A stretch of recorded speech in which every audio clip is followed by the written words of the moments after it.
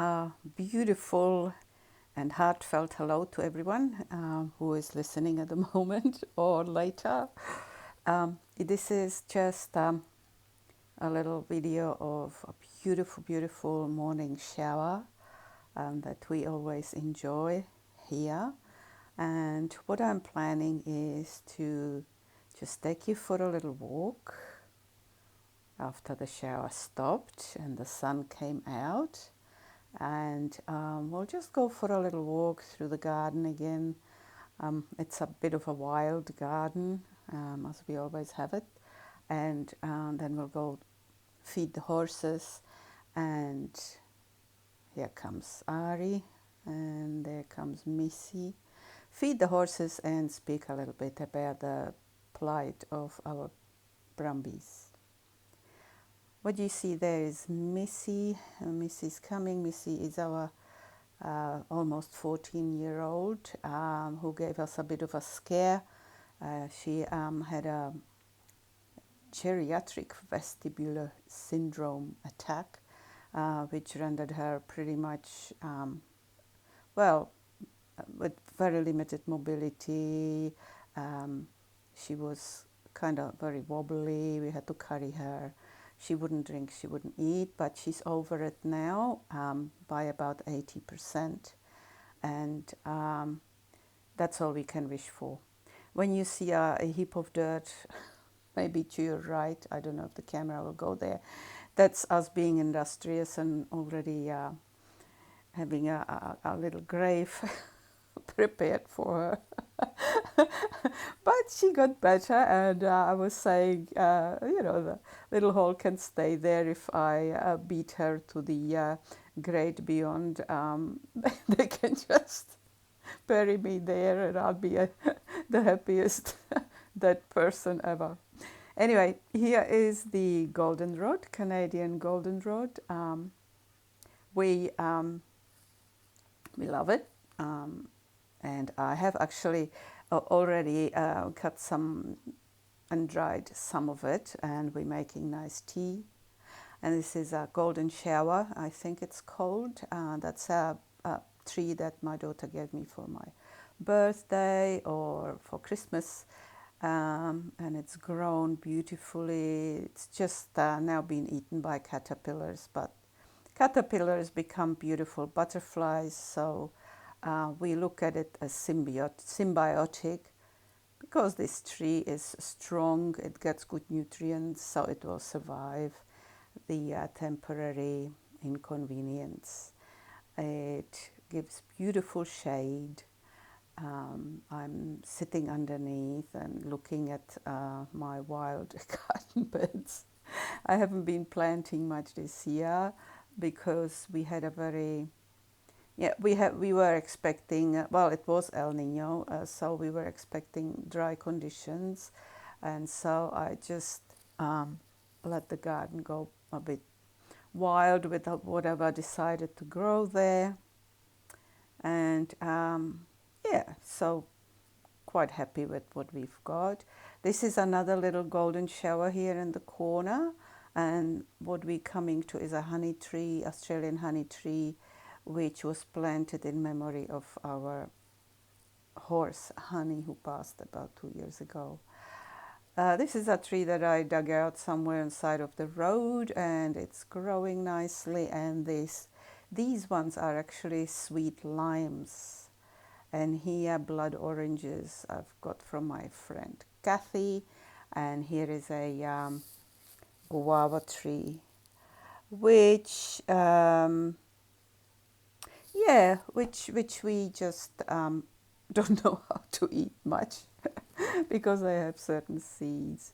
And here we are already at the horses. So Coco with the white blaze and their baby, True Brumby, Navajo, and the little fat one in the background is another Brumby called Little Brother. You probably already know them. So they'll get their morning feed. They have been very patient. Rain, our eldest.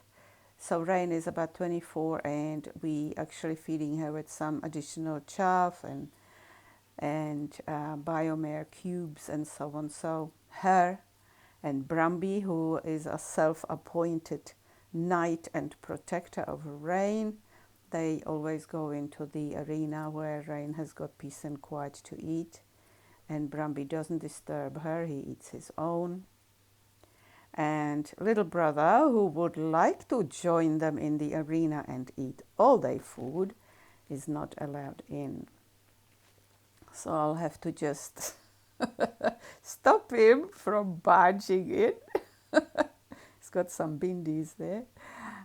Because as he is little, he knows that he can duck under the railing next to the hay and just gorge himself silly on the hay that's there. So he's taking great advantage of his small size, yet he's rather rotund. He certainly doesn't mind his cellulite. So those two are Brumbies. True Brumby so he was caught about in 2016, I think, in Kosciuszko National Park. And as I said before, he was left with several youngsters, young foals, in a holding pen and forgotten there for 3 weeks. And all that they have been living off was what they dug up from underneath the snow. So I think some babies didn't make it. True Brumby made it, but he definitely was very untrusting to human beings. And he sort of preserved his wildness up to these days, pretty much. Little brother was caught in the Victorian high country, again separated from his family. And he was meant to be some kind of a, I don't know if like for some bronco rides or something like that, but because he kind of was only a small pony, he was given to a Brumby rescue place and then joined us here as well. He's very different to True Brumby. He's very forward-going and definitely very smart in who would he attach himself to. So he attached himself to Malika, to our most dominant mare, who is currently in the other paddock because she's got an abscess on her foot, and up there it's a bit drier and the ground is a bit more even, and we can doctor her foot better than if she's just left to roam the 86 acres. She's still got a very large paddock of about 26 acres, but yeah, it's more accessible to us. So as you see, our horses can come and go whenever they like. Obviously, after they eat, we let them out again and they are on their merry way wherever they want to go. Little brother goes and visits Malika because he just doesn't respect fences, so he just walks right through them. So as we're looking at our beautiful Brumby and appreciate how safe, well-nourished he is, we can't but not remember his counterparts, his brothers and sisters in Kosciuszko National Park, where the Brumbies are shot as we speak. I will put some links to some videos and some radio, or at least some names of the radio broadcasts and so on, because what's going on is quite horrific. To give you a quick rundown, National Parks and Wildlife and the Environment Minister, who is also the Energy Minister and has many portfolios, Penny Sharp, have decided that there is about 22,000 Brumbies in Kosciuszko National Park, which is really physically impossible, but they don't care. It's based on a flawed report by Stuart Keynes and by a very flawed use of a model that I believe he got from St Andrews University in Scotland. Since then, the university has distanced themselves from this research paper. It hasn't been peer reviewed, raw data haven't been provided. There have been enormous error margins if you look at the paper, and many scientists actually say that it should never ever been even published. However, it suits the Parks and Wildlife, and it suits Penny Sharp for whatever agenda they have. They blame the brumbies for causing damage to the waterways, for causing the extinction of the broad-toothed rat, and for the she-oak skink, and for the corroboree frog. So again, there is actually research saying, and if you contact me, I can send you the research papers, saying that the broad-toothed rat is mainly threatened by destruction of habitat due to bushfires, by human activity, by predators such as foxes, and by climate change. Then we've got the she-oak skink, who lives actually above 1,500 meters high, where the brumbies don't even go to. And then we've got the corroboree frog, who has been, I think, on a decline for about 30 years, or even maybe more, due to a fungus. And it has been thriving actually in the environment where actually cattle have been grazing and sheep have been grazing, and some farmers actually saying, who have got cattle and sheep, are saying that the corroboree frog is reappearing in their places and doing pretty well. So again, horses are blamed for something that they haven't caused. We have photographers Ian and Michelle Brown, and many others, who actually take the effort and go to Kosciuszko National Park and film the waterways, and film the creeks, and film the creek beds, and show that there is absolutely no damage by the brumbies, although the brumbies are grazing right next to it. So obviously, if somebody wants to kill something and destroy something, they will always find a reason, and because they are the government, they scream the loudest and obviously have the most funding to get the media and everybody on their side and silence every voice of reason that comes from the outside, mainly from the local people who are actually on the ground, who know Mount Kosciuszko and the national park as the back of their hand, who are there all the time, and who will tell you that there is most probably no more than 3,000 brumbies there even. There is a independent count being conducted as we speak by independent biostatistician Claire Galea and by Rocky Harvey and Airborne Logic, which has been financed and co-financed by a lot of people who want to know the truth. And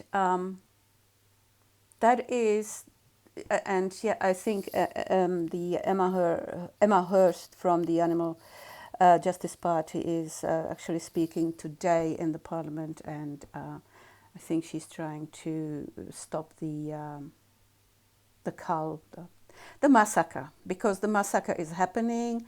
Helicopters are flying in Kosciuszko. They're shutting down the park for about 6 months. I think it's from now, or from April down to October, where they can then slaughter the brumbies. There is already reports, actually I think it's in Ray Hadley show on the radio, where they describe that the brumbies are shot. Either they are peppered with bullets, like by 15 bullets, on average 7 bullets. 1 in 300 bullets approximately hits the target, which means hits the brumbie where it actually kills it. And some brumbies are just shot in the gut, a lactating mare has been shot in the gut, and that was one single shot, and we don't want to know how long she has been dying there. So it's cruel, it's enormously cruel, and one gets angry. I get angry. Um, but being angry and saying unkind things and wishing unkind things onto even a person who is obviously on a much lower level of consciousness, such as Penny Sharp and those who commit these atrocities, is just like dripping poison into something that's already very toxic. So I refuse to do that. Personally, I have written letters to and emails to Jane Goodall, to Penny Sharp, to various members of the parliament and so on, contributed some money to the cause as the Count of the Brumbies. And now I can only say and wish that just draw some good, positive energy, because in the end, the sun is shining on all of us, whether we are, whatever you want to call it, whether we say the truth, which doesn't need convincing others because truth has got its own energy, or whether we advocate for some defenseless beings, or the people who commit those acts of atrocities. So here I am praying for the Brumbies, for the families of Brumbies, the mobs, praying for the stallions, the protectors, the noble, noble, noble beings, the horses that are a symbol of freedom, of a free spirit, of independence, of qualities that we humans can only dream of. Praying for their families, praying for their young ones, for their babies, for the mothers and aunties and sisters and brothers, for the bachelor herds that are there as well, for the lead mares, for the wise, wise old lead mares who lead their families to safety, to resources, or to resources when there is lack of water, when there is lack of food, when things are scarce. The lead mare always knows where to go and where to lead her family.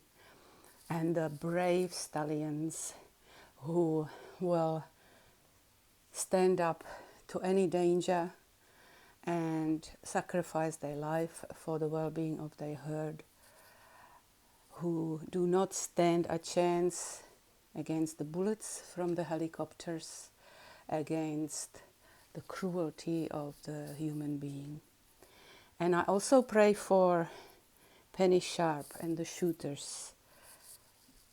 Realize, please, that your sanitized language, your so-called diplomatic words, and the choice of them,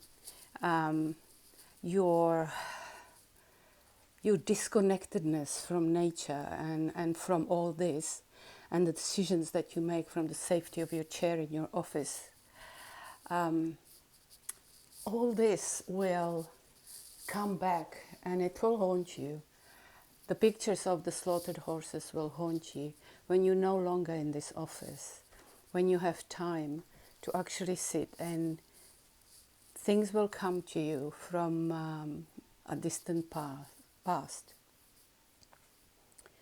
I know that this happens, and you will see, somehow you will see these noble beings that without our interference live perfectly well in harmony with their environment, and with your contribution they became bloated up mess that died a very agonizing death, that were left by hundreds in the waterways that then consequently pollute your water that you drink in Canberra. And please realize that you are but only one small, tiny, insignificant part in this big creation. And that what you cause to someone will come like waves in the ocean back to you. And really, I don't want that to happen. I don't want that to happen to any one of my brothers and sisters, of my human brothers and sisters, or of my other four-legged and many-legged brothers and sisters, fellow earthlings. So please, please wake up. Wake up and stop what you are doing and what you are sanctioning, and learn to become part of nature, part of this whole beautiful creation on this earth. And let's all learn together and be together and learn from these big, big beings like Rain here, who is resting now, about the art of rest, of peace, of love. And let's work on it that all creatures, great and small, live in joy, peace, harmony, safety, and love.